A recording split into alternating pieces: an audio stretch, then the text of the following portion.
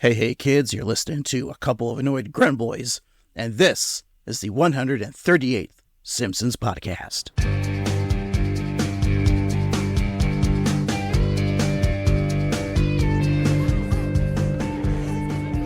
That's right, we're the Simpsons podcast that discusses the beloved animated sitcom, The Simpsons, from seasons 11 and beyond, and the newest episodes, when they air. Why do we do it like this? Well, an entity known as Wheel of Random has cursed us to only watch it in such a manner, because plenty of other podcasts out there have discussed the Golden Age, that means seasons 1 through 10, so we're tasked to see if there's any episodes that can match the Golden Age. And I don't do this alone, because I'm just one annoyed grunt boy named Craig. With me, as always, is the other annoyed grunt boy, Steve. Hey, Craig, you sound awful.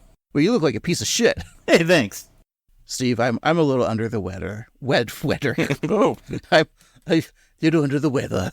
I have this bug going around, I guess. So, sorry, I sound awful. And usually we do this over Zoom, but I don't know why I forced you to do it in live, and then holding hands on each other's elbows, staring at each other's eyes. yeah, I don't know why you keep on breathing into my nose every 3 minutes either, but And eyes. And eyes, that's true. I'm sure it's no big deal.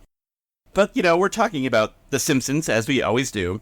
And because, we're a Simpsons podcast, I do from time to time go to the subreddit of The Simpsons, and there's several, but r/The Simpsons seems to be one of the good ones. And there's recently been this kind of trend, how people discern different pairs of people apart. Let's take, Rod and Todd. Sure. I always remember Todd Flanders as the younger one because there are two D's, so he was second.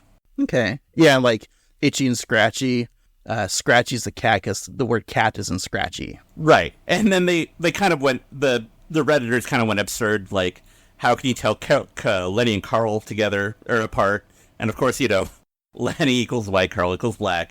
Yeah. And they went on. But this week's episode has at least one of our favorite pairs of twins from The Simpsons, Patty and Selma. I've never been able to tell them apart. I know in the beginning, one of them had an S on their earrings signifying Selma, but that was too much work on the animator's hands to constantly write letters. So I learned that Selma, her hair is split in two, and it kind of forms the letter M, and she has an M in her name in Selma, so that's Selma. And Patty, if you look at her profile, it kind of forms the letter P, so that's P for Patty, and Selma. Wow. That's actually helpful now. Isn't it? And now I can't not know, but for the longest time I couldn't tell which one's which. Do they have an answer if you could, which one's Sherry or Terry? The one on the right is always Terry. Is that true? That would seem to be the consensus of the subreddit, because somebody did ask that. And Sherry's always on the left, Terry's always on the right. How do you tell Bart and Maggie apart? That one's a little bit harder, because they are, family members, and they do look alike. But if you look very closely, Bart has blue eyes, and Maggie's are more of an azure. I don't believe you, Steve. There's got to be an easier way. If it's a pacifier that they're gagging on, that's Maggie, son. And if it's a cock they're choking on, Bart's the one that's on. Okay, Steve. Okay. I've had enough of you today. Fair enough. And we're just getting started. Yeah.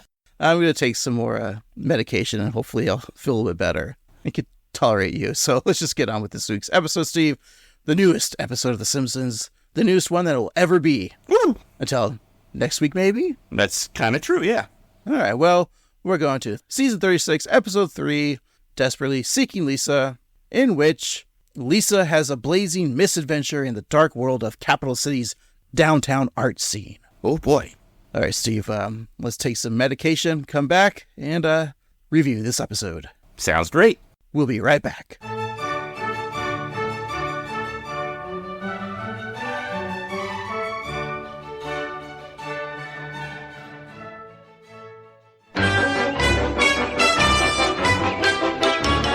And we're back. Today we're talking about Desperately Seeking Lisa.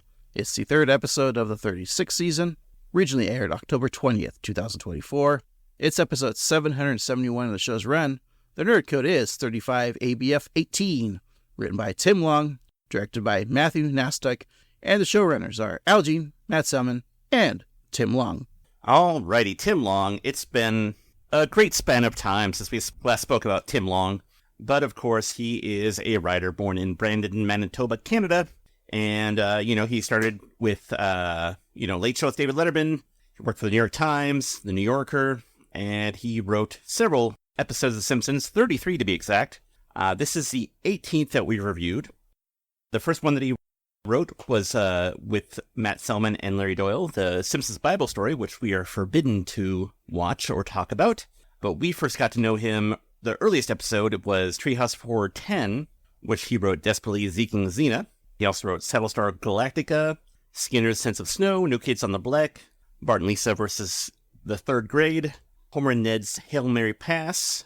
Just to name a few. Most recently, we've talked about Homer's adventure through the windshield glass, which was the season finale of season 34, as well as a few others, such as Doe Canada, Todd, White House, Thou Forsaken Me, and Panic in the Streets of Springfield. It's kind of weird that thinking that the season 34 finale was season 34, and I mean, that was like 2 years ago. Yeah, that's what kind of tripped me up too, because it's like, oh, we just watched that, but that was over 2 years ago. Great episode, though. Yeah. That was one of our top episodes for that season. Indeed, it was fun. Looks like he didn't write then on season 35. It looks like he did. You're right. Weird. Lazy. Leave it to a Canadian to be lazy, right? That's right. They don't know what they're doing. He probably went to Brandon, kept saying, "Let's go, Brandon." Of course. I feel like every time we talk about Tim Long, we always make that joke. Yeah, I think we're stuck with Tim Long jokes because we either make jokes about his last name or the "Let's go, Brandon" thing. So, but he's a seasoned Simpsons writer, one of our favorite Canadians, Steve. That's right. Ryan Reynolds to Michael J. Fox. He's up there on the Canadian Mount Rushmore.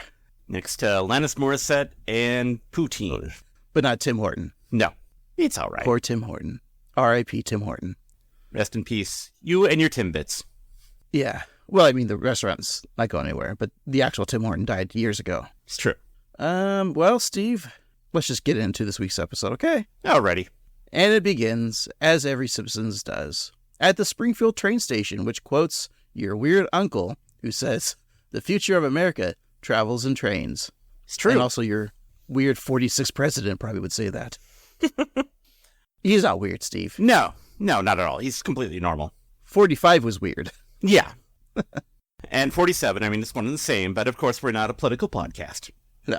I like a train, though. I do too, and I think our weird uncle is right, because, we could get over our obsession with car culture if we all had high-speed rail, and I personally feel that it would level the playing field and, get rid of the quote-unquote coastal elites that we'll actually talk a lot about in this episode if we all had high-speed trains. Because you could go from, Branson, Missouri to L.A. in, 4 hours on a train, and the cost would be much less than taking a airplane.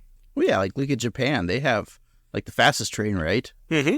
Yeah, imagine just replacing all the highways to just super fast trains. I think it's a good idea myself, but... Yeah, it is a good idea, Steve. Why don't you get working on that? Already. We're too busy with our Cybertrucks and our Robovans? Rivians? Robovans, the Robovans. Oh, not familiar, Steve. It's not worth it. Well, Steve, Homer, Bart, and Maggie walk into the station, followed by Patty and Selma. Behind them are Lisa and Marge, who enter the doorway at the same time, getting stuck. And, of course, we hear a little bit of Marge's sound effect of the hair, which we decided was because of the door. So, Steve, you saw that again, right? Yes, now it's confirmed. All right. Well, there's clearly some tension between those two. They assure the family that it's nothing, but Homer explains it all. What's up with Blue Tip and Starfish? Oh, those two have been fighting like Don Draper and Pete Campbell after they lost the Lucky Strike account. What? Krusty's in reruns. Lisa and I weren't fighting. It was just a series of calm, constructive conversations. What? That's not how I remember it. Lisa was like, "I hate this town.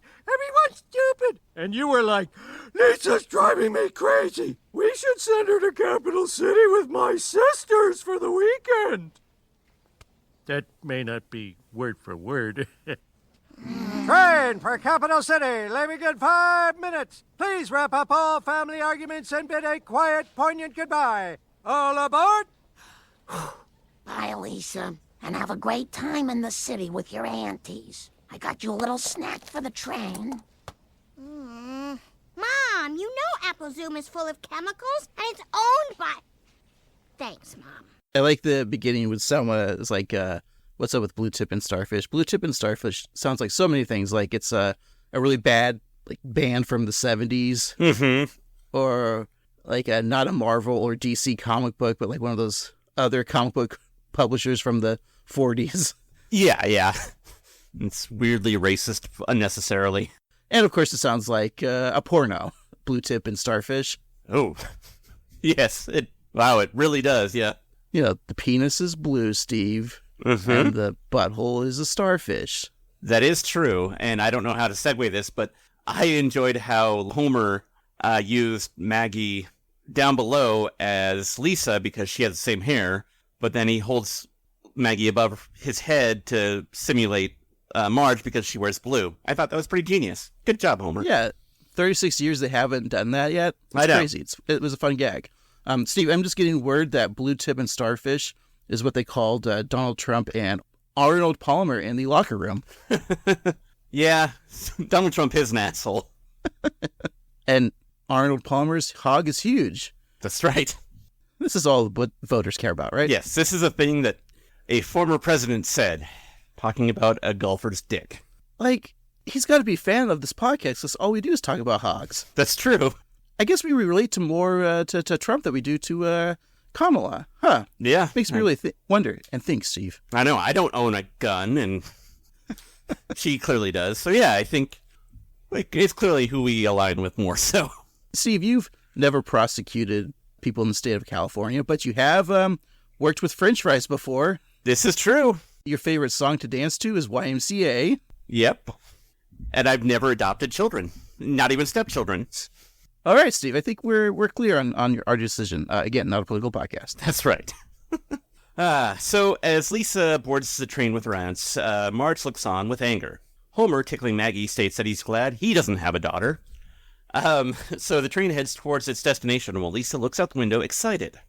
Meanwhile, Selma works on erotic Sudoku, with all the numbers being 69. Nice.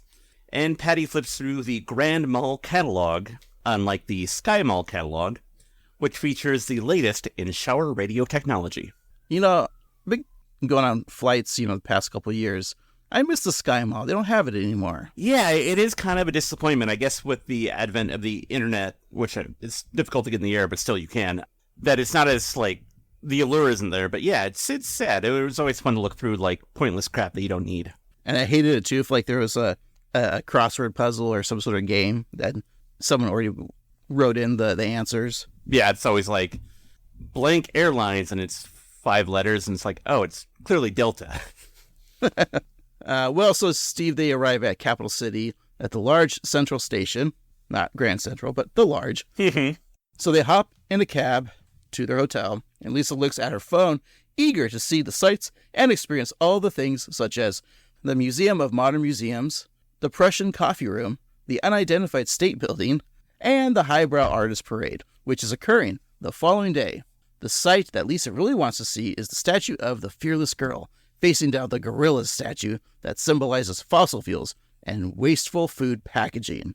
And, of course, the attractions that Lisa wants to see are spoofs of other various New York City sites, such as the Museum of Modern Art, the Russian Tea Room, the Empire State Building, and Kristen Visbal's Fearless Girl sculpture, which shows the brave girl facing against much larger bronze statue charging bull in front of the New York Stock Exchange. And the statue was installed, of course, in 2017 to promote gender diversity in the workplace. That statue has balls too, right? The bull does, not the girl. I mean, as far as I know, I haven't actually seen it. Well, the girl's got balls to be standing up for that bull. That's true, yeah. Well, Patty tells the cab driver to let them out at the next block, where she and her sisters find their ideal version of Capital City, the touristy area that resembles Times Square in New York, with such corporate attractions as the Blanco Store, PF Thongs, Forever 41, Mojitoville, the Itchy and Scratchy Store, the N&N Store, and the play Stop the Planet of the Apes, I Wanna Get Off. All right, which store are you going to first, Steve? Oh boy. Or restaurant? Yeah. I mean, P.F. Thongs. That sounds pretty good. Is it like P.F. Chang's, but then also a strip club? I think so, yeah. But also, Forever 41 sounds pretty good because although it's a joke about how that's much older than the original store Forever 21, I'm sadly beyond that age, too. I think we go to Mojitoville. Yeah, I think that's a perfect place for you. I think you'd enjoy it there. All right, let's go. Yeah, we can have a slider in Eden. It's like a cheeseburger in paradise, but not. Oh, okay. I'd be eating good in their hood. That's right. So Lisa's curious as to where they're going, and Selma informs her that they are going to the finest restaurant in town, the Laramie Cigarette Smokehouse Grill. The dining establishment features a neon cowboy smoking a Laramie, as well as a Surgeon General's warning that the food here is delicious. Inside of the tchotchke-filled eatery, a server dressed like a cigarette get petting Selma's order, which is full of nicotine-inspired dishes such as the tuna tartare with extra tar, cigs in a blanket, Philly Wheeze steak, vape Suzette, and for dessert, the flamme brulee.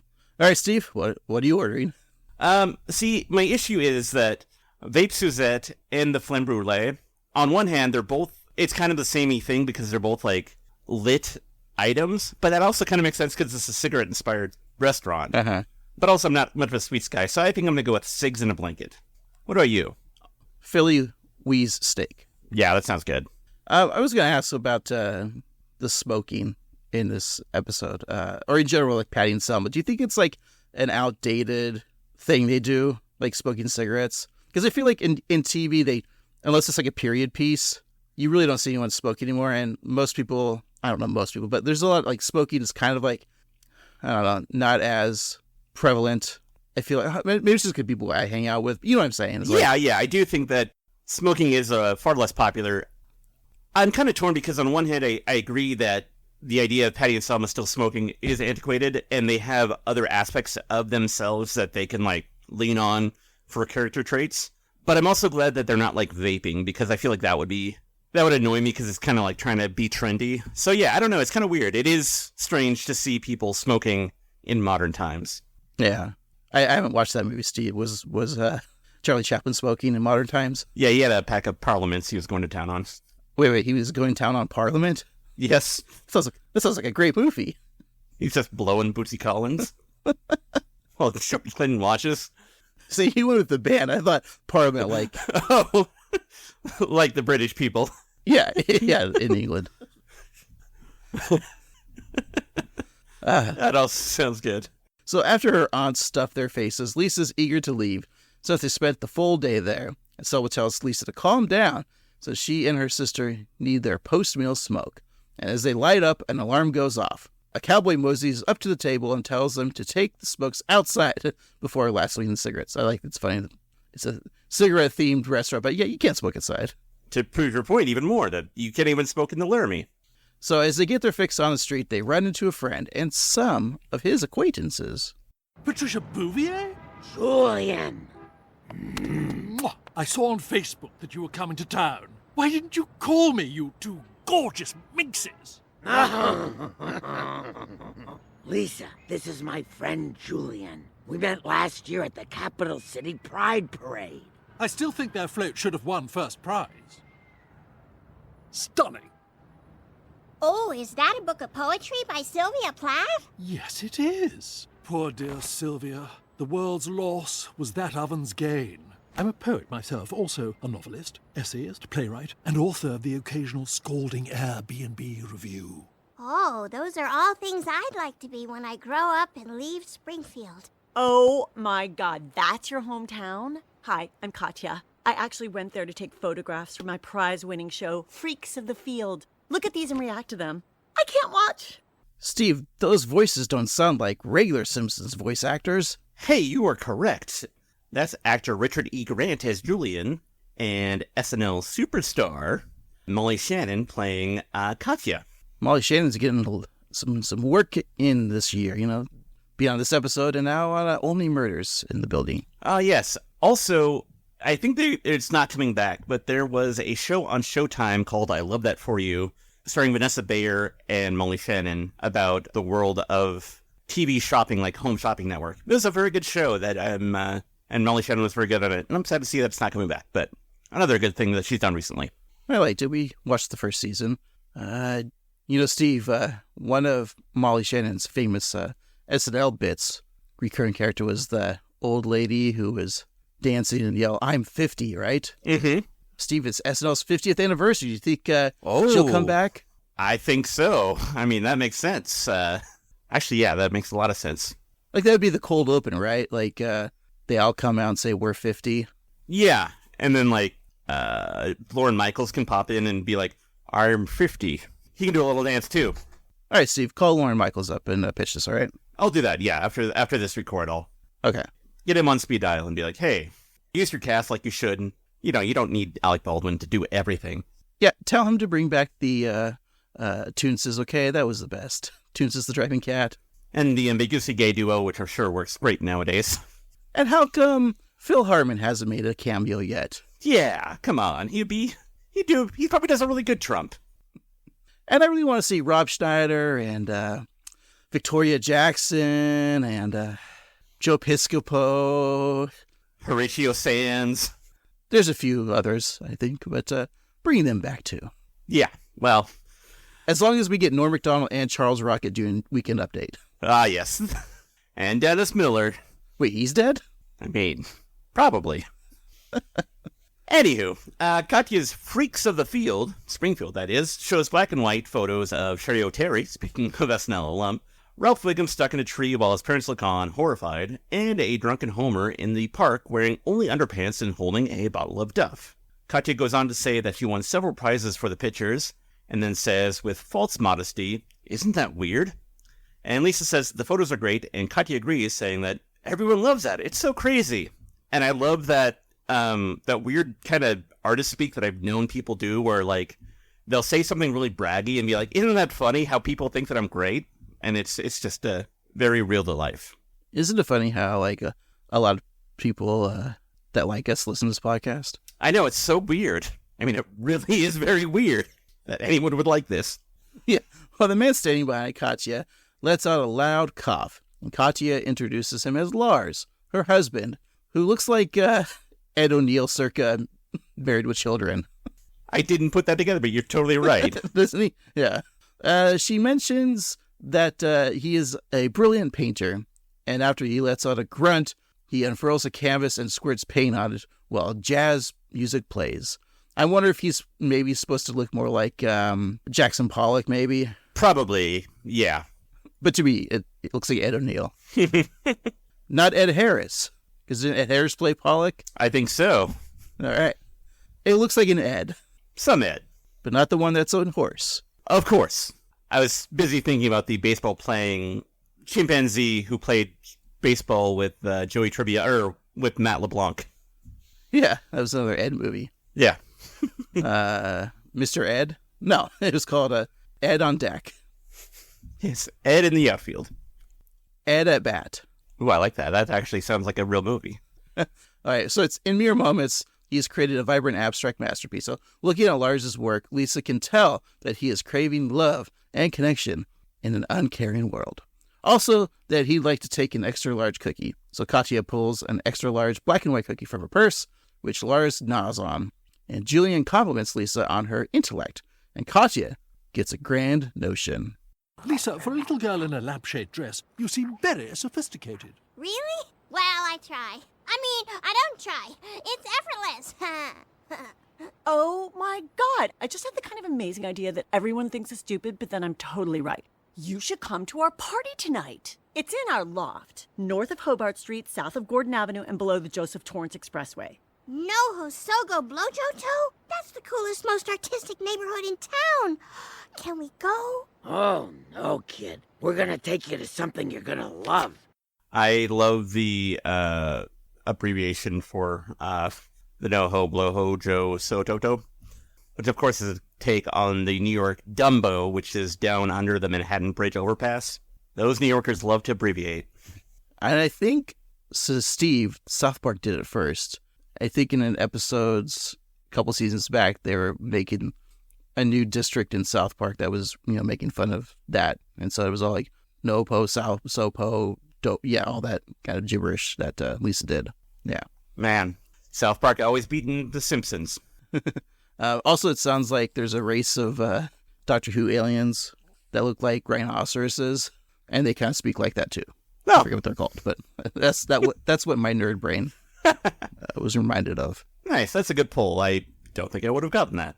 But the good idea that Selma has that she'll take Lisa to love is a playbill for Cranberry, the Ocean Spray Juicycle. That's Juicycle. Lisa politely grits her teeth, thanking her aunt, and states that she knows her so well. And I think it's funny, I'm just realizing this, that both Marge and Selma gave Lisa something that is juice-related that she doesn't really like but has to pretend to, because Marge gave her the juice box, and now Selma wants to take her to the juice play. That's kind of funny. Julian tells Lisa and her aunts that if they change their mind, he and his friends will be sticking around to sneer at Midwestern tourists. Lisa suggests that they could attend the party after the musical, but Patty corrects her, calling it a juicicle, and then she and her sister experience some indigestion, but assure Lisa that they'll be fine. Maybe it's a subliminal message to the kids watching. It's like, never drink the Kool-Aid, Steve. Never drink the juice that the adults are trying to force down you. Oh, yes, and there's another reason why we shouldn't drink the Kool-Aid, which we'll get to later. We then cut to the hotel room, where both Patty and Selma are retching over the same toilet, complaining about the menthol swordfish they ate. Ugh, gross. While sitting, listening to an horror, Lisa opens up the playbill to learn, with disappointment, that B.J. Novak has the starring role of the Bog. So as the night goes, Lisa watches Spanish-language television and tells time for Patty and Selma to either sleep or die, and they really don't care which one happens. You ever had that time when you felt like crap after something you ate, or you're just like, I want sleep or die. It doesn't matter. Yeah, it's a horrible feeling because you're so tired that you almost can't even sleep. And yeah, it's just horrible. That happened to me the other night. It's the worst, especially when you're sick. Oh yeah, I'm sorry to hear that. Yeah, that's no fun. So Lisa sits between her snoring aunts when she hears one of their phones get an alert. She climbs over Patty to see that they received a text from Julian, which says that he and his artsy crew are just outside of their appalling hotel. After sending a picture of himself holding his nose in disgust, he invites them to join. Lisa works her way out of the bed and onto the streets where Julian, Katya, and Lars look at a visiting family taking pictures with a sad knockoff versions of Shrek, Charlie Brown, and Goofy, and a certain Pokemon. Oh yes, by all means take a picture with that off-brand Pikachu. What a precious keepsake that will be. Hi. My aunts are feeling a little under the weather, so they said I should hang out with you. They said a small child should spend the night exploring the Bohemian demi-monde with a bunch of effete gadabouts. That's what they said. And let's not forget to give credit to Richard Grant. I love the way he pronounces Pikachu. So good. Yeah, I was going to say the exact same thing. Pikachu. So as Bull in the Heather by Sonic Youth plays, we see black and white images of Lisa, Julian, Katya, and Lars running down the subway, hopping the turnstiles, boarding the trains, and going up the stairs to Noho Sogo Blojo To.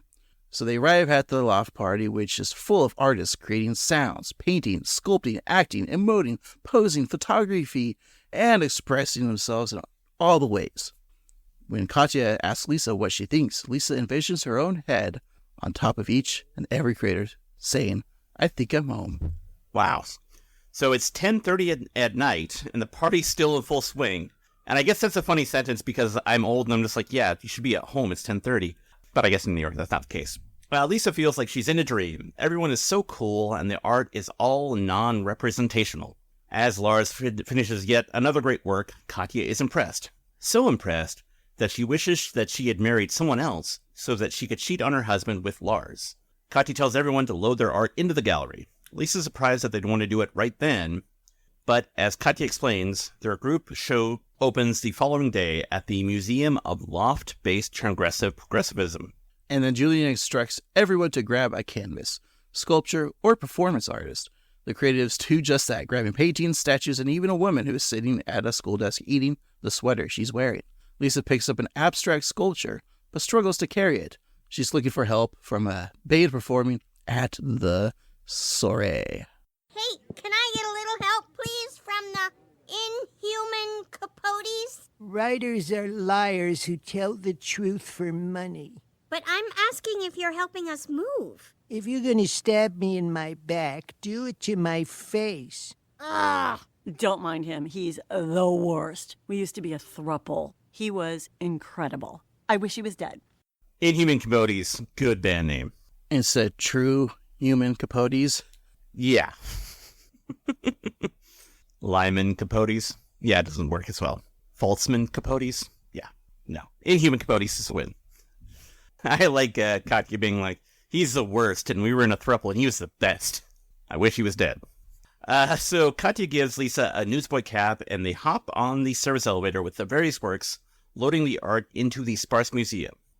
Julian calls Lisa a dear and a doll, complimenting her for carrying Kool-Aid Jesus without spilling a drop. And Kool-Aid Jesus features the King of Kings with a lamb inside the smiling glass jug soft beverage mascot, and it's a spoof of the work Piss Christ, which is from 1987 by Andreas Serrano, which shows a small plastic crucifix submerged in the artist's own urine, which is a real thing. He also did a follow-up work, which I think shows some visage of Jesus in his own blood. So, yay for art. Yeah, I think I remember hearing about that. Oh, and I'm thinking of like another artist, like only from a few years ago, that was using like his feces to make Christ. Yeah, I think I remember that. So if you, Craig, were an artist, and I'm not saying you aren't because this podcast is clearly a fine piece of art, but if you had to make a thing, what deity would you use and what bodily fluid would you put him in? I guess.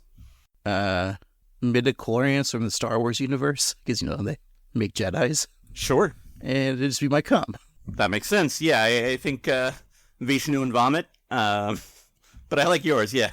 I don't want to offend religion, Steve, except for the Jedi. That's fair. I mean, they're kind of like wrong, you know. They just take kids from their parents.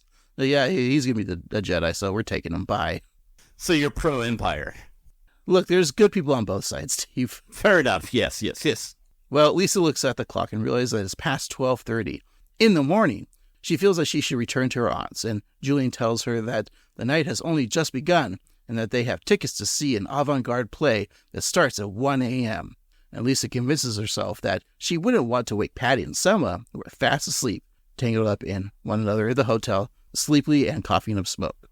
So Lisa walks through the city, taking in all the various artists, vagabonds, and eccentrics. She loves it all. As she walks by David Byrne in his large suit, she takes notice of all the different creatives there are. There's punks, poets, madmen, monologists, and Superintendent Chalmers. She sees a school faculty member leaving a bodega with a bag full of groceries. And up above in the Discretion Arms Hotel, lunch lady Dora yells at Gary to hurry up with the Reuben Sammys, as the two of them have a long night of doinking ahead of them.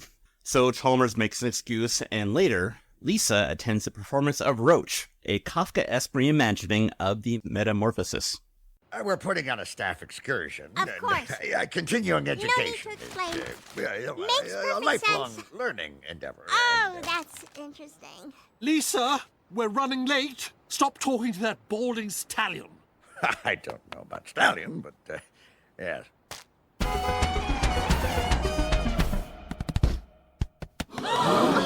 This is so moving. That poor man has been transformed into a cockroach. And there's his unfeeling father. Du wirst vom Teufel geschickt. Ach du lieber Gott, ich immer dick mit Affen.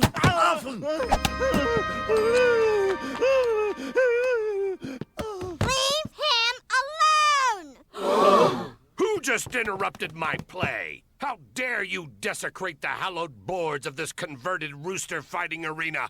Pulitzer Prize-winning playwright Tracy Letts? You wrote this? And I play the enormous shoe that steps on the cockroach in Act 3. It's a loafer with a backstory. It's fun to see Super Nintendo Chalmers banging lunch lady Dora. Good for him for getting so strange.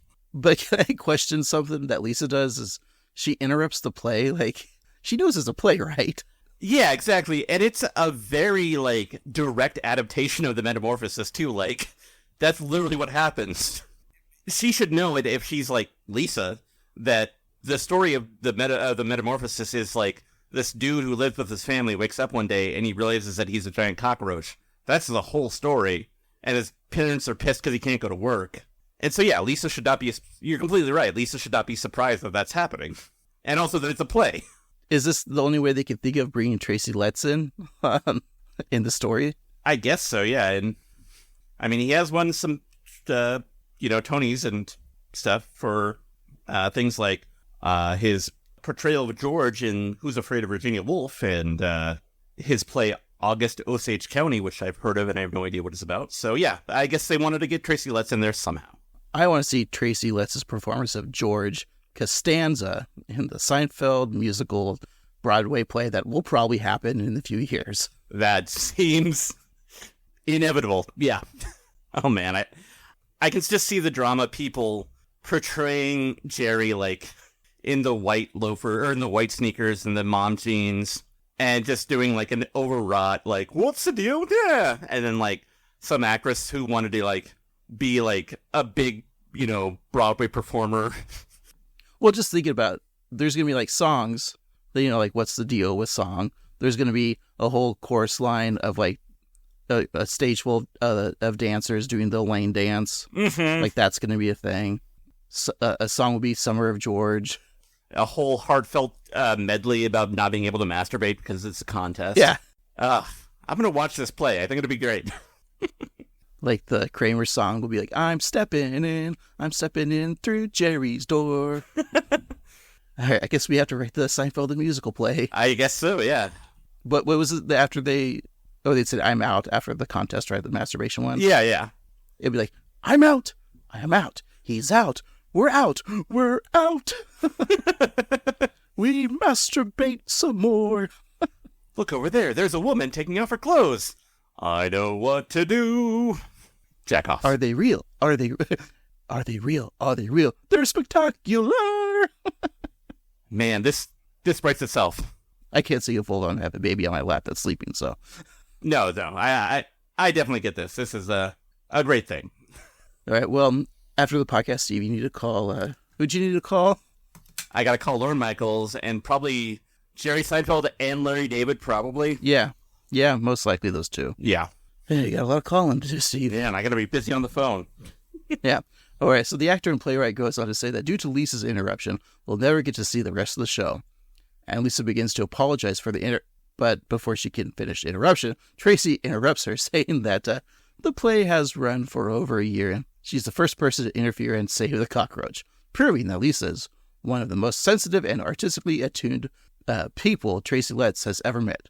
So maybe they needed to have that, her breaking it up so she could give Tracy that moment of proudness. Yeah, maybe Tracy, like, imagine that first night, opening night, he would put on this metamorphosis play, and then somebody would speak up, and then that would be the art of it, like kind of a whole, like that woman, Maria Abramovich, who interacts with other people, and that's her performance art, so maybe that's what he wanted, and so finally Lisa spoke up.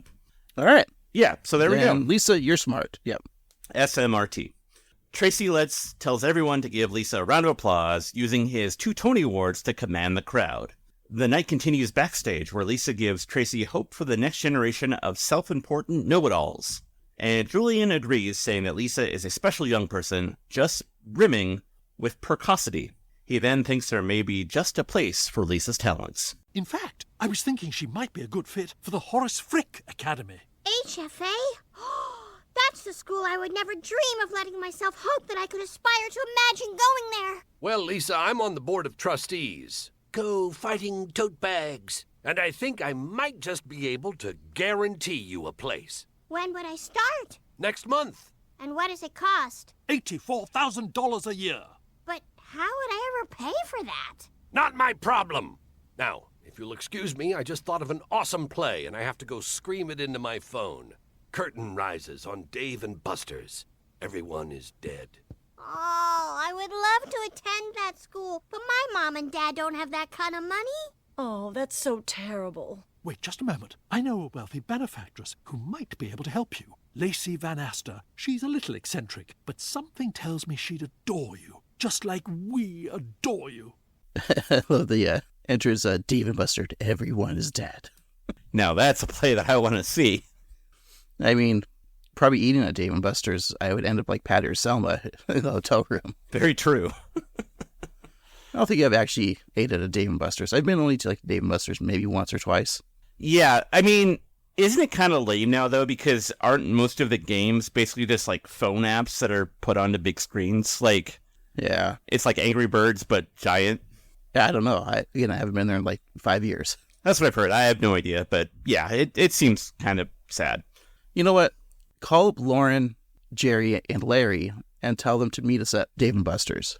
All right, and maybe I'll call Tracy Letts to see if we can, while we're funding plays, since I have these three guys, maybe we can get the Dave & Buster's play into action as well. I mean, it might be helpful because, we both have not written plays yet, so maybe Tracy would, help us. So we could tell Larry and Jerry and Lauren that Tracy Letts is also on board. Yes, yeah, that's a great idea, because that way we get backing, and yeah, I like it. So Katya puts out her hand, and Lisa puts hers on top. Julian places his hand on top of Lisa's, and then we see the claw or leg of the actor playing the titular Roach from the play, but after a few awkward moments, the Roach realizes that he misread the situation, and he scurries off. Julian then declares that they are headed to the Forbidden Zone, the Upper East Side. After more black and white still of the fantastical foursome commuting across town, they arrive at a brownstone walk-up at 3:30 a.m. Lisa notices how late it is and wonders if the potential donor would still be awake, and Julian assures Lisa that Lacey Van Aster is a well-known night owl and a bit of a speed freak. So inside, Lacey shares the tales of former lovers before beginning an arduous interview process. Teddy Roosevelt, Franklin Roosevelt, Eleanor Roosevelt, every one of them I seduced and destroyed. Lacey, darling, we always enjoy your delightful stories, but we'd like to discuss your scholarship fund for children from, how shall we say, tragic cultural wastelands. Yes, my lucrative bursary. But first, there is an extensive interview process. All right, then. First of all, how are you, dear? I'm okay. The scholarship is yours. Hurrah! Hip, hip, hurrah! Yeah, that lady fucked all the Roosevelts. Even the ugly ones? I mean, Eleanor was quite a looker, and, Teddy and Franklin also hot, so I don't know if there was an ugly one. All right. So after Lacey Van Aster writes a check for Lisa's scholarship, they all head back to Katya's apartment. Lisa looks at the city, unusually quiet at 4 a.m, and Katya hands Lisa some bedding, telling her that she's only known her for a day, but she can tell that Lisa is an artist at heart. Lisa's in disbelief that she's going to go to school in Capital City, but she has plans for her future. She'll become a critically acclaimed writer, an artist, and a member of the Cognoscenti. Lisa and Katya repeatedly chant in unison Cognoscenti, which, as we all know, are people who consider it to be especially well-informed about a particular subject. Like if it's like hentai porn, Craig is a cognoscente. And then they share a laugh. So Lisa sits in the bed looking at the art around her. She then finds a photo on the wall of various artists. She sees the future ahead of her. One day she'll be in that photograph. So she yawns and lays down her head to finally go to sleep. But then her eyes perk open. Why is Martin Prince in that photograph? Julian then appears with an answer. Therein lies a tale, Lisa. Every year, self-impressed little bookworms like you and Martin Prince come to the big city where we convince them that they could one day be one of us just by attending Horace Frick Academy. But there's just one problem, my little swannabe. Nobody you've met tonight has any connection to that school. What? Not even Tracy Letts? Especially Tracy Letts. Behind these supporting actor good looks, I'm a world-class fraud.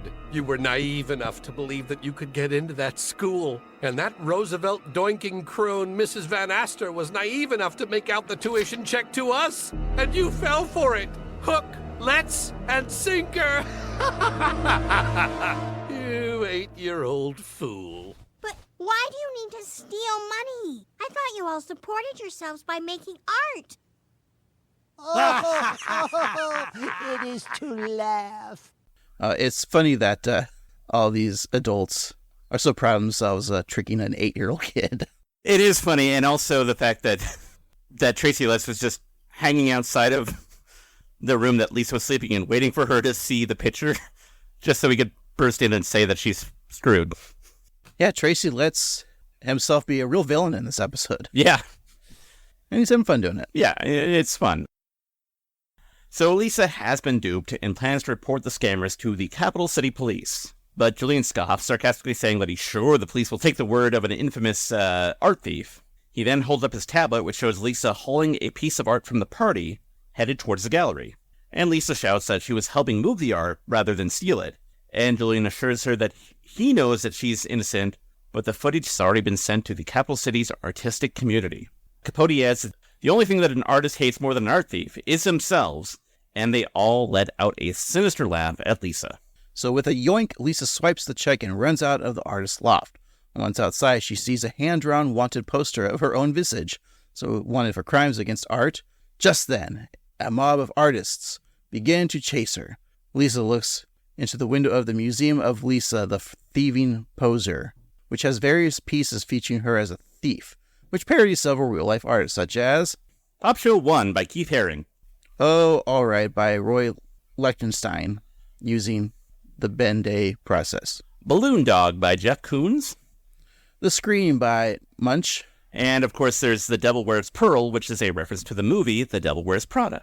Well, Lisa is impressed that they put the show together so quickly. Just as the mob of artists close in on her, she continues to run, sliding under 2 men carrying a cardboard box, hopping over sacks of garbage, pushing past a couple, and nearly being run over by a taxi. She finds safety in an alleyway and calls Homer and Marge, who are still up watching a fascinating TV show. I knew just one thing. We were not going to lose the ringtone wars. And that's when I came up with this. Whoa! Check it out. It's almost 5 in the morning. We've almost watched this entire 12-hour documentary about the history of ringtones. Best 12 hours ever. Superintendent Chalmers? Now you're here? No, look, in the interest of fumfering, Gary, doinking! Look, Lisa, sometimes when grown-ups get bored, they start playing pickleball, or they learn to make sourdough bread, or they book 2 different romantic getaways with 2 different women who don't know about each other. It's a very common thing. Go Gary. Yeah. The beginning of the clip, though, with the Simpsons watching the history of ringtones, and the sound of the ring is the same on TV. It's very funny. It is very funny. And also, I gotta say, I feel kind of weird because it's clear, like, it's kind of sad that Lisa's out of town and the whole family is staying up to watch this documentary together. And, like, they're all, like, loving Bart, and, like, they're all very happy with Lisa out of the picture. Like, kind of depressing. It's almost like their life is better without Lisa. Yeah. Truly is a wonderful life. I also like the doinking as a word for fucking, because not only is Gary doinking Dora and Miss Hoover, sorry to good old Gil, but also Lacey Van Aster was doinking the Roosevelts. Like, it's just fun use of the word doink. And Gary, he's a stud. Yeah, he's a balding stallion. Yeah. So as an angry mob approaches, Lisa begs Gary to help her hide. He stammers, reluctant to give an answer. And Lisa adds that she would love to not tell the school board about Gary's extracurricular activities. And so inside the love nest of Chalmers and Miss Hoover, Lisa states that this has been the worst night of her life. She states that she wanted to go to Capital City to get away from the dead-eyed ding-dongs of Springfield. So she swipes a French fry and tells the staff with benefits that she means no offense to them. Lisa continues to tell her tale of woe as Chalmers and Hoover sit bored, eager to get back to boinking. Just then, Lunch Lady Dora bursts into the hotel room, calling Gary a son of a bitch and threatening to kill him. As Pay to Come by Bad Brains plays, the Lunch Lady chases Gary through the room, tearing it apart. Well, Gary pleads to talk it out, but as Dora flings a lamp at him, it's clear that talking isn't the solution. Ooh, so Gary hops out of the window and grabs a city bike, attempting to ride to safety. But instead, he bikes into the nearby river. Lisa sees this, but before she can react, she also sees that the horde of angry artists have caught up with her. She continues to run, and the creatives follow close behind, with the Gregor Samsa from Roach lagging close behind. Lisa hides in an alleyway, realizing that at 5:30 a.m., it's never been more past her bedtime. So as she cries out that she's too tired to run, she plops down on the ground, throwing her backpack. The Apple Zoom juice box that Marge left her, which is packed with Zoomanoids, falls out of the bag. She sees it and realizes that desperate times call for high fructose corn syrup. So true. So Lisa sucks up the juice from the tiny bendy straw, which evidently we've all been using wrong, because the bendy part, the shorter part that bends, is supposed to go first to get up all the juice. So it's backwards. I've tried that before. It doesn't work that well, I thought. I've actually never tried it because I haven't had a juice box since, being an adult. But yeah, I that's what I guess the intended instructions are, but nobody does it like that. Everyone does it like it's a bendy straw because bendy straws are fun. Either way, Lisa sucks up the juice and receives a burst of energy. Meanwhile, over at 742 Evergreen Terrace, Marge awakes from her slumber, happy to know that Lisa drank the juice, saying that a mother knows. I guess maybe it's also like, those little white Dixie cups that you get at like a diner or fast food restaurant where you pump the ketchup in. They're like little white. You're supposed to like spread the sides out. Yeah. For actual dippage. Which I also don't really do because it feels like more prone to messiness. Well, if like you're in a car and you have to use those, I would want more container rather than spread that out because, Exactly. All right. Well, back at Capital City, Lisa confronts the art jerks, telling them that their work is derivative and they are all old. And they gasp and continue their chase. But Lisa, with her sugar-fueled second wind, has no fear. So as the sun rises, Lisa finally gets to see the Fearless Girl statue, but is saddened to learn that it was gifted by the people of Goldman Sachs. So Lisa shouts her hate for the city and keeps on walking. On her journey, she finds the balloons from the Highbrow Artist Parade, which is taking place later that day. She looks over her shoulder to see once again the relentless artist following behind her. She hides under one of the balloons, but accidentally presses a button which inflates it. So as it fills with air, she sees that she's atop the balloon of writer and journalist Joan Didion, when Katya surprises her. Ha ha! How ironic! You're clinging to Joan Didion, but you're clearly John Gregory Dunn!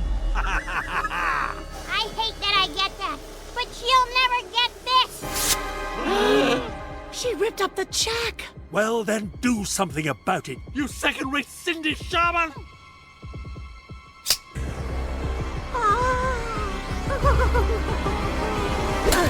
What the hell are you doing? If there was a gun in the first act, I would shoot you right now. I'm setting her free. Goodbye, Lisa! Never forget the essence of being an artist. Having rich parents. You can still resent them horribly. Just take their money! Love the Chekhov's gun reference. Indeed, yeah. And the joke that Lisa got was John Donne was Joan Didion's husband, and I think that Joan Didion was far more popular, so it's alluded to that John Donne was kind of riding on her coattails a little bit. Yeah, Steve, I think our listeners knew that. Are you trying to call them dumb? No, I just, in case any kids are listening with them, first of all, I'm sorry. About everything, but also just for the kids to know, so they get a little education too. So Lisa flips through the air atop the Joan Didion balloon. Just then, the Year of Magical Thinking author comes to life, telling Lisa that it's easy to see the beginnings of things and harder to see the ends. She continues with her trademark beautifully evocative prose about how the ease in which things start and the difficulty in which things end. And Lisa wonders how Joan is talking to her, and the inflatable writer who died in 2021 reminds Lisa that she hasn't slept for 24 hours. Why did she decide to die in 2021, Steve? The world was pretty bad then. I don't think she chose. I mean, maybe she did. Maybe she got a call from the Simpsons like, can you voice yourself? And she's like, I'd rather die. Yeah, that's probably what it is. She was holding out for Family Guy to get her. And then, yeah. Well, just as Lisa accepts her sleep-depraved insanity, the balloon pops and begins to deflate. Luckily, it hit the flagpole of Springfield Elementary. So Lisa slides down the limp balloon and joins her fellow students for the start of another school day. And in the hallway, she passes Martin Prince, who has the same newsboy cap as Lisa, and they share a knowing look. And Lisa then runs into the Superintendent Chalmers, and they awkwardly acknowledge each other. Lunch Lady Dora and Miss Hoover walk around wordlessly, and Gary makes a sad face.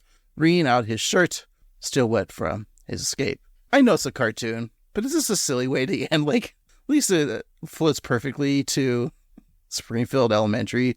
Also, I don't think she would float perfectly flying. I mean, yeah, there's a lot of issues. For one, it's weird that there's just an inflate button underneath the balloon. Yeah. And that she hit it, and then somehow she's on top of the balloon.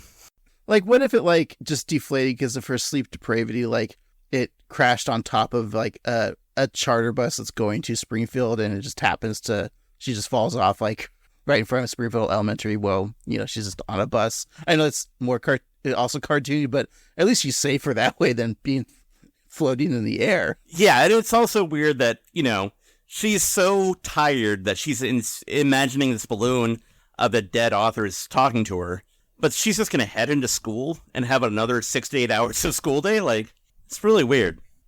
And Charles didn't have time to, like, change?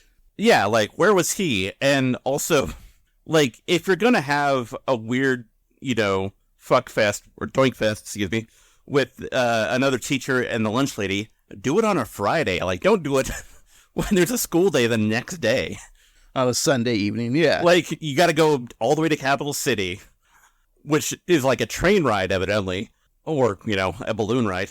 And then, you know, you have to come back the very next morning. That's poor planning, Gary and Dora and Miss Hoover.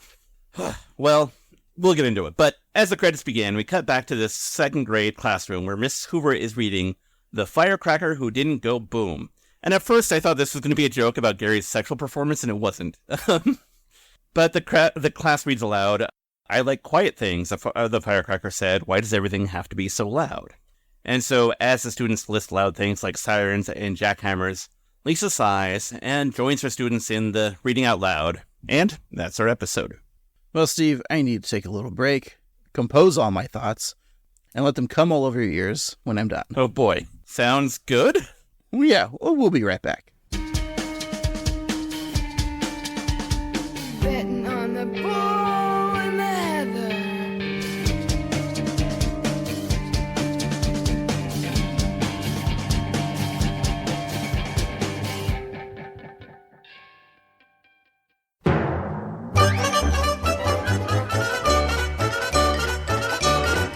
All right, we're back. Steve, let's go ahead and wrap up this week's episode, Desperately Seeking Lisa.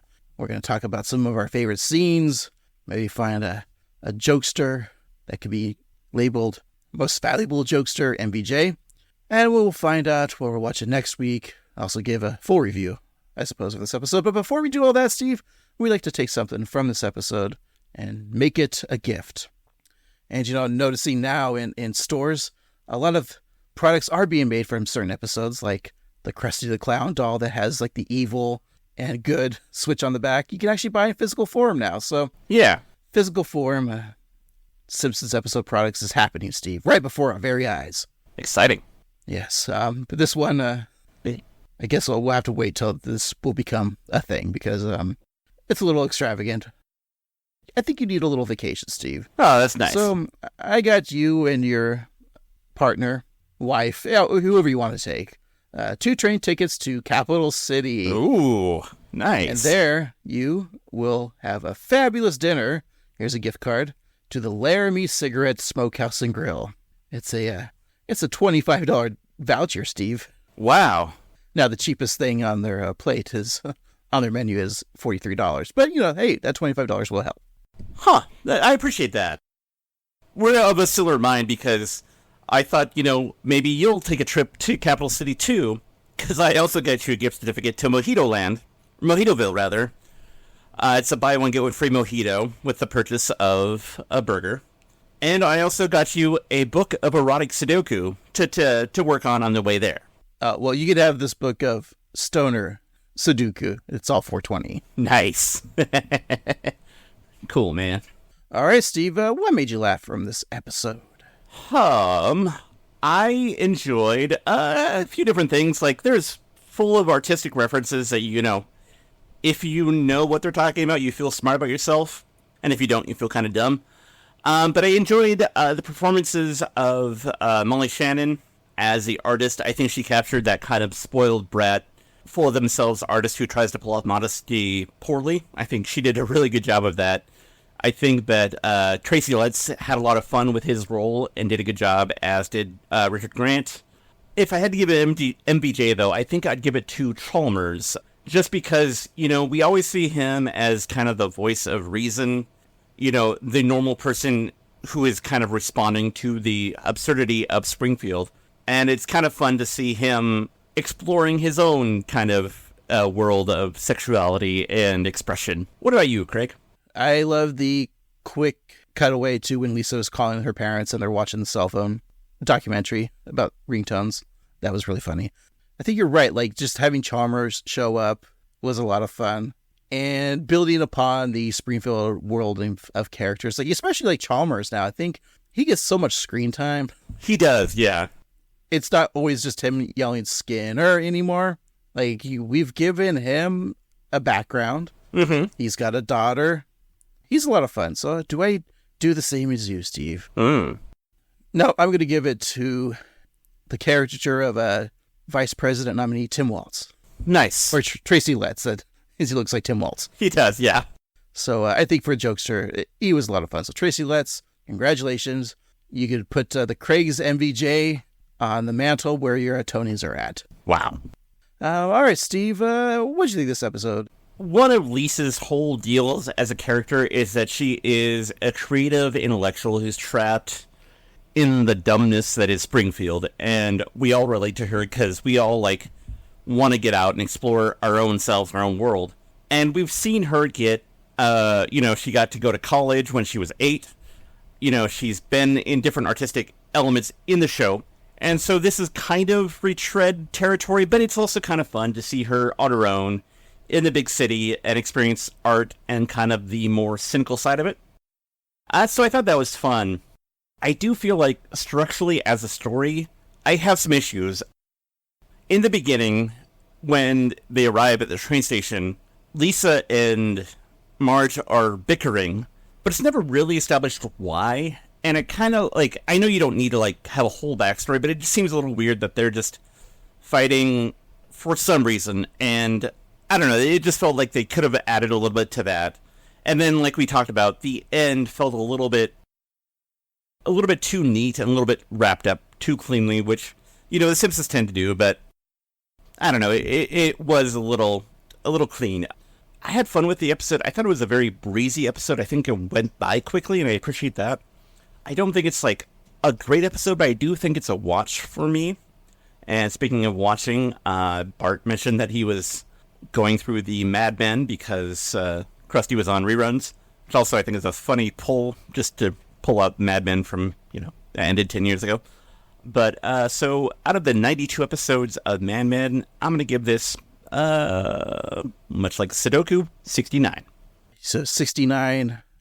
Steve, that was Season 6's Episode 4's To Have and To Hold, in which Don works in secret on Heinz Ketchup campaign, while Megan gets a love scene on the set of her soap opera.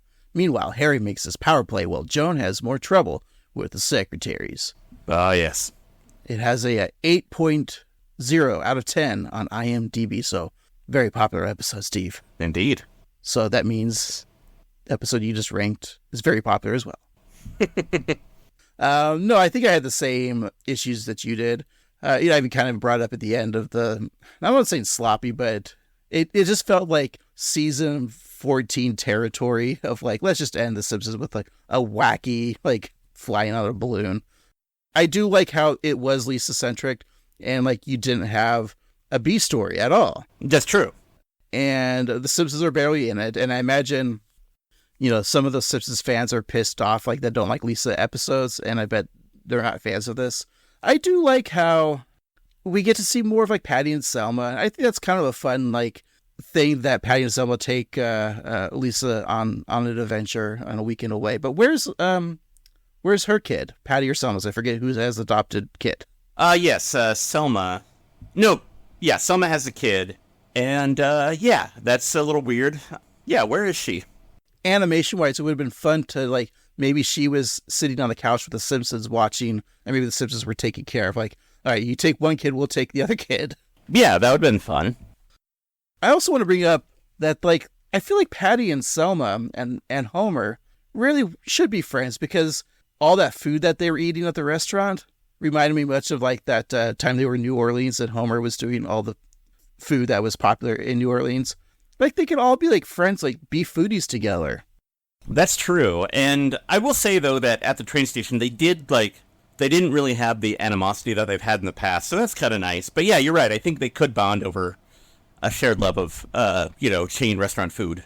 All right, Steve, call Matt Selman up after this podcast and pitch them an idea where Patty, Selma, and Homer start a food podcast where they rate and review, like, fast food chains or something. So, like, what could they call it, though? Like, the annoyed grunt gals and guys. I love it. So that's clean. I like it. So I got to call. Yeah, who do you got to call, Steve? Well, first of all, Ghostbusters. Yes, it is the spooky season. I got to call Lorne Michaels, Jerry Seinfeld, Larry David, Tracy Letts. Call Tracy first. Yeah. I'll probably call Tracy Morgan, too, just because I haven't talked to him in a while. Right. And then who did we just talk about? I got to call... Matt Selman. Oh, yeah, Matt Selman, too. Yeah. Not a lot of phone calls to make. Yeah. I would watch this episode again, despite some of the silliness. Like, if I didn't take, the ending too seriously. Again, it's a cartoon. I don't know why I'm, like, trying to make it serious when it's supposed to be silly. Mm-hmm. And I like Lisa episodes, so suck on that, Simpsons nerds. So if I had to give this a ranking, Steve, there is a band called the Inhumane Capote, right? Mm-hmm. Based off of the author Truman Capote, who's a classic author who wrote 9 books, including 4 works of collected nonfiction, Steve. Yeah. So out of 94, I'll give this episode a 69. Nice. Well, Steve, it looks like we're both, like, on the fence, like, teetering on it. Like, we could go over, but we could stay on there. Like, it's there. Like, if a wind gust blows us over, we're totally in love with it. Or if the other opposite way, we hate it.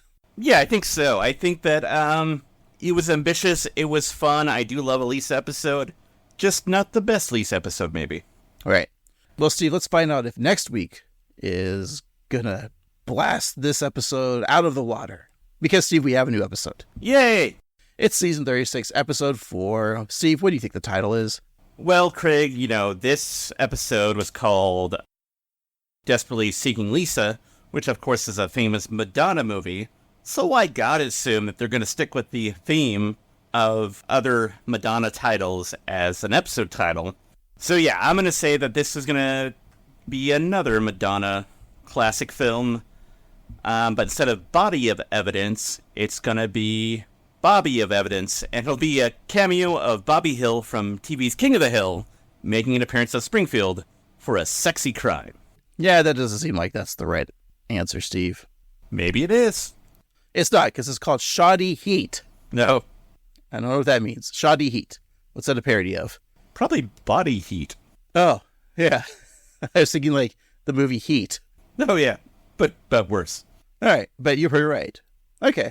So then what do you think it's about? Well, of course, Body Heat is a woman convinces a man to commit murder for her in this neo-noir thriller. So I'm going to say that maybe it'll be a Groundskeeper Willie episode, and he is hired to kill a dog that has been pooping on the lawn of Springfieldian, maybe let's say Cookie Kwan. And that dog in question is Santa's little helper. Steve, I wasn't paying attention to anything you said, so I'm pretty sure you're wrong. Okay, thanks for that. I appreciate your honesty and your dedication to the show. Steve, the synopsis I have here from the Simpsons Wiki is: an unearthed corpse opens up a cold case from Springfield in the 1980s. Oh boy. As well as a steamy relationship between young Grandpa and Agnes, Lamb of God Skinner. Wow. This kind of sounds like something we would write. It does. It's also funny, like, I know we talk about this a lot, but the time jumps that, Grandpa's going to be, like, going back in time to the ripe old 80s. But this isn't the Treehouse of Horror Presents, so it's a canon episode, I'm assuming. Yeah, I'd say so. Probably the following week, we might get one of our Treehouse of Horrors, perhaps. Steve, I'll let you know that Topher Grace will be starring as Billy. Yeah.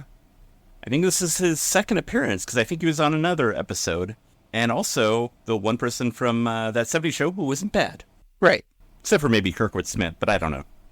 And the mom. Yeah. Deborah Jo Rupp. Yes. Agatha all along is Deborah Jo. Well, Steve, I'm looking forward to this. It's a flashback episode. I still feel like we haven't got a proper Simpsons family episode, right? For the season. That's true, yeah. Like where Homer, Bart, Marge, Maggie, and Lisa all have an adventure as a family. It's true. Maybe we're due for that. I would love to have a family adventure in Springfield with all the Springfieldians, just kind of, like a classic episode. But I am looking forward to this, Steve. It was written by Jeff Westbrook, so stay tuned till next week when we review this episode. Yay! In the meantime, Steve, I'm going to let the listeners know they could talk to us through social media or email or YouTube at 138Simpsons, 138Simpsons@gmail.com. And I'll let them know that they can go to their favorite podcatching app and leave a review and 5 stars at equivalent, but you don't need to write an actual real review. Just tell us, your favorite piece of art that is both sacrilegious and involves body fluids. And don't forget to check out our TeePublic site, tpublic.com/user/AnnoyedGruntBoys for your Annoyed Grunt merch. All right, that's going to do it for this week, Steve. I've been Annoyed Grunt Boy, Craig. And I've been Annoyed Grunt Boy, Steve. And remember, I'm a world-class fraud. Writers are liars who tell the truth for money.